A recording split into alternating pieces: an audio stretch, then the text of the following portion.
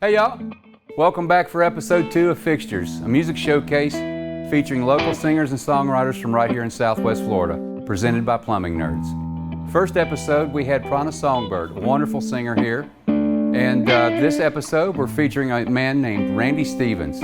You guys sit back, enjoy the show, enjoy the music.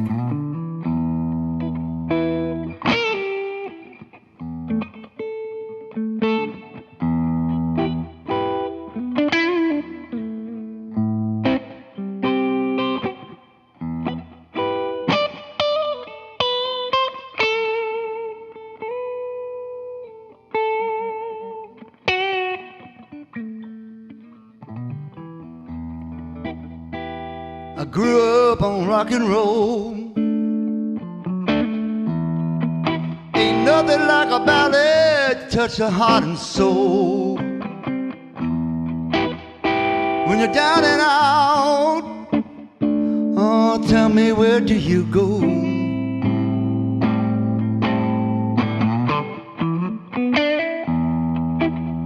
A country song can make a grown man cry. Gospel we will sing until the day we die. When your heart's hurting, baby, love, you know it just ain't fair. Seem to have a prayer. Back to the blues, I'm feeling that same old way. I'm back to the blues, you know I can't believe a word you say. Like a worn-out record stuck in its groove.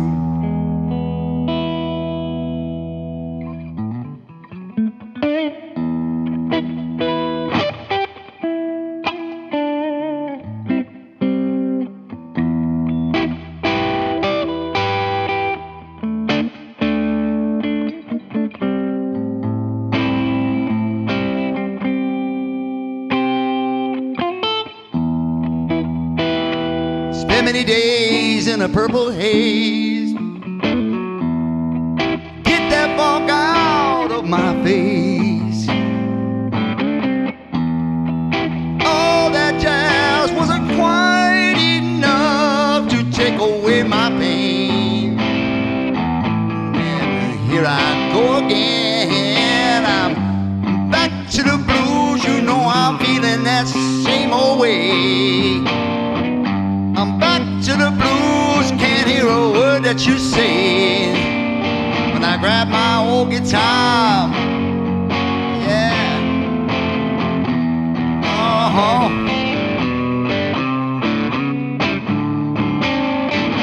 it comes out that way, yeah, oh baby.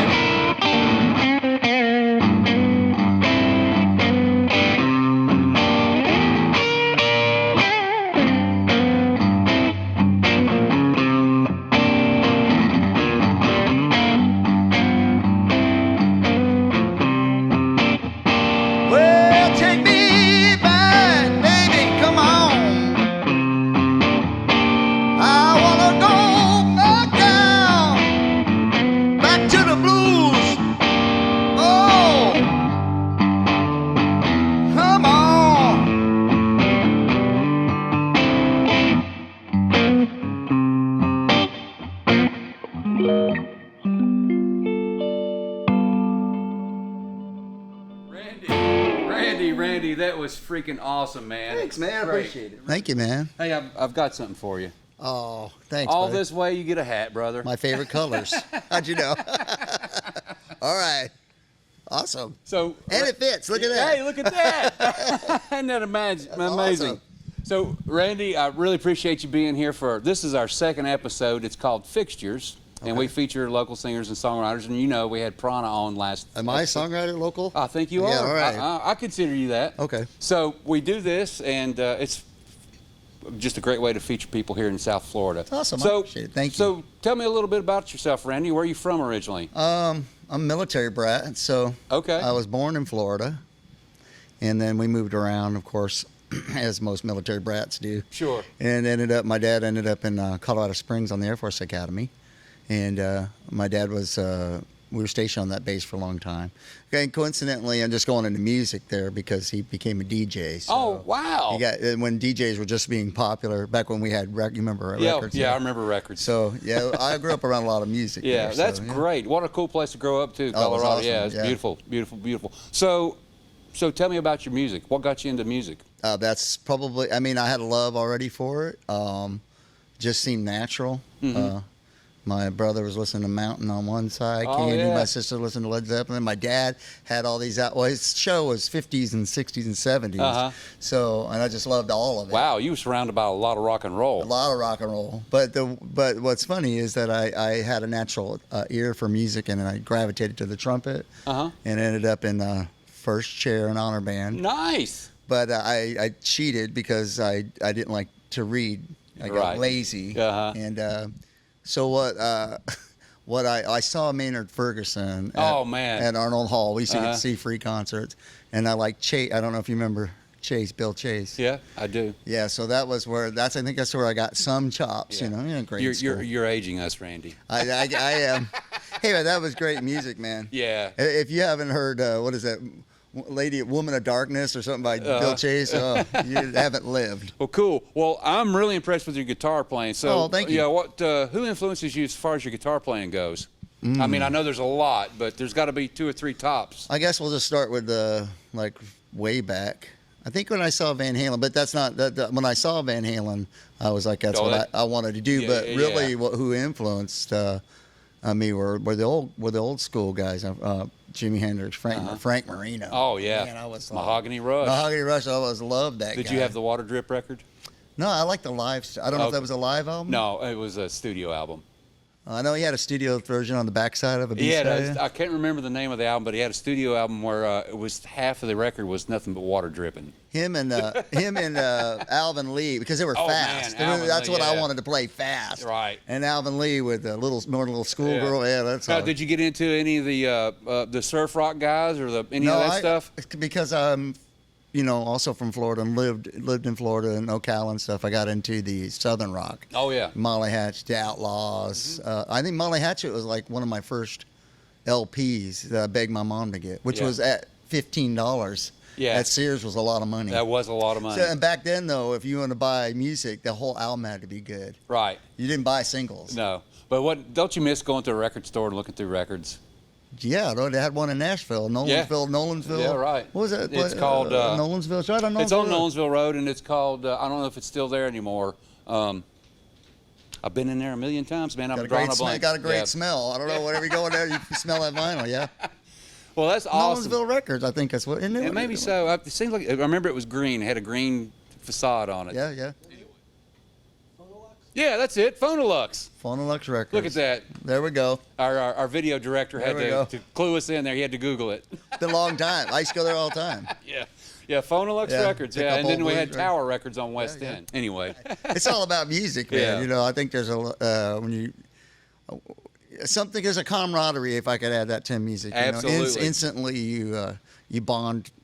There's something There's something about having that passion that it's hard to explain to people. It is. You can't explain it. It's and it's not just players. No, it's almost like a seventh sense. Yeah. The way I like to look at it. People, they breathe it too. Sometimes, not players, but people that listen and go to concerts. Right. They feel this. They feel it. And I think that's what it is. I wanted to get to the feeling of gravitating that to people. Well, I also lived in Eugene, Oregon for a stint, and that's where I started to. I was self-employed for a while, doing window cleaning, but I wanted to do music. I was 28, and I thought I got to get back to playing. And I lived in Eugene. They had a good blues thing. Scene, Yeah, and I wasn't a blues guy. That was not. My brother said. You could have fooled me. He said you should play blues. I said, nah, that's old black guy music. Yeah. I go, yeah. No. Yeah, and then I found Stevie Ray Vaughan. Yeah. So, and I have a Stevie Ray Vaughan tribute band. Oh, really? So we do that. Yeah. So Stevie Ray Vaughan. I fell in love with Stevie Ray Vaughan, Robert Cray, and just. It was like a magic Pandora's box, Right. I'd go downtown, the college area there, and they had a little shop like Phonolux, records. I got to work with Reese Winans on a few different records. I got to play with Reese. Did you? Yeah. He asked me to come out with Bart Walker, and we played We played a set. He did Tightrope. He said Randy knows Tightrope, and I brought my guitar out to BB King's, and no, not cool. Not cool at all. First of all, I was nervous. Second of all, I was tuned standard, and they were tuned. Oh no! And Tightrope, there's a big fat E in there, and so I was tuned standard. So and trying to think on the fly and be nervous. Yeah. But I made it through. And actually, he said I could stay, but I got to be honest. I got to go home. My tail between my. Reese is such an amazing player. He is a sweet guy too. Super nice guy. Yeah. So I don't know if he remembers Reese. Well, I Randy, see out there. He's watching. He's watching us right now. Yeah, he might be watching us right now. Randy, I can't thank you enough for being on our episode of Fixtures, and I'd love to have you back again if you'd be inclined to do it. Yeah, we got to jam. Yeah, sometime. we do got to jam. That's what we got to do, brother. Thank you, sir. All right, thank you very much.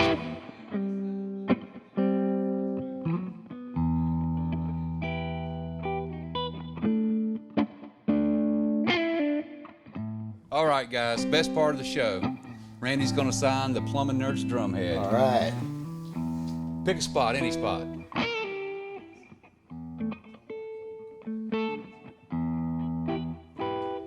Awesome. Looks like a doctor. Awesome. That's better than Paul Stanley. Hey, man, you get a prescription fill of that.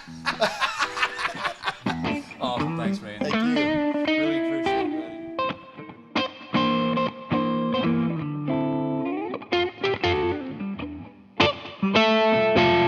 Plumbing nerds, we're just smart enough. You've heard. Give us a call.